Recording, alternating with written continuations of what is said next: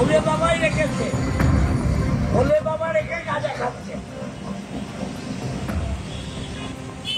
এখন অরিজিনাল গাঁজা খাওয়াচ্ছে। যে পার্টি অফিসে গাঁজা বিক্রি হবে সেটা পার্টি অফিস নাকি ধান্দাবাজের অফিস। ধান্দাবাজ তৃণমূল হতে পারে না।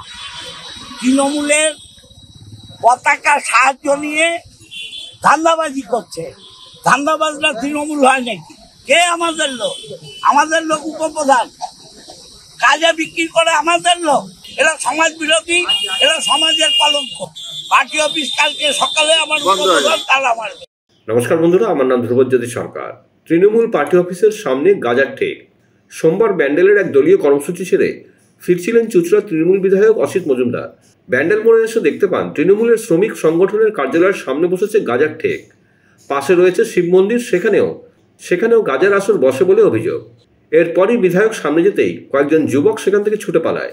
তৎক্ষণাৎ ব্যান্ডেল ফাঁড়ির পুলিশকে ফোন করেন অসিত। ঘটনাস্থলে হাজির হন পুলিশ। উপস্থিত হন স্থানীয় ব্যান্ডেল পঞ্চায়েতের প্রধান, উপপ্রধান সহ তৃণমূল কর্মীরা।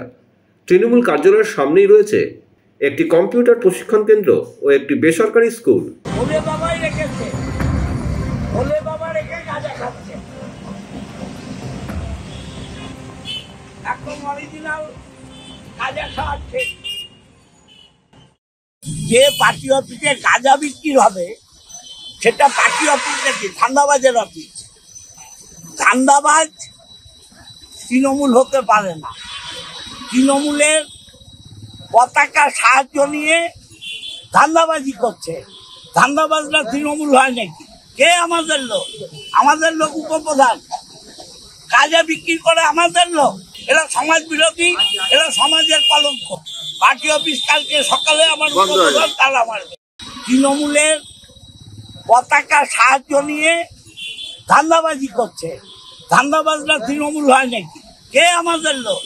আমাদের লোক উপপ্রধান। গাঁজা বিক্রি করে আমাদের লোক। এরা সমাজ বিরোধী, এরা সমাজের কলঙ্ক। পার্টি অফিস কালকে সকালে আমার উপপ্রধান তালা মারবে। বন্ধুরা, ভিডিওটি ভালো লাগলে দয়া করে লাইক, শেয়ার করে দেবেন, আমাদের পেজটা ফলো করে নেবেন আর আপনার মতামত কমেন্ট করে অবশ্যই জানান। ধন্যবাদ।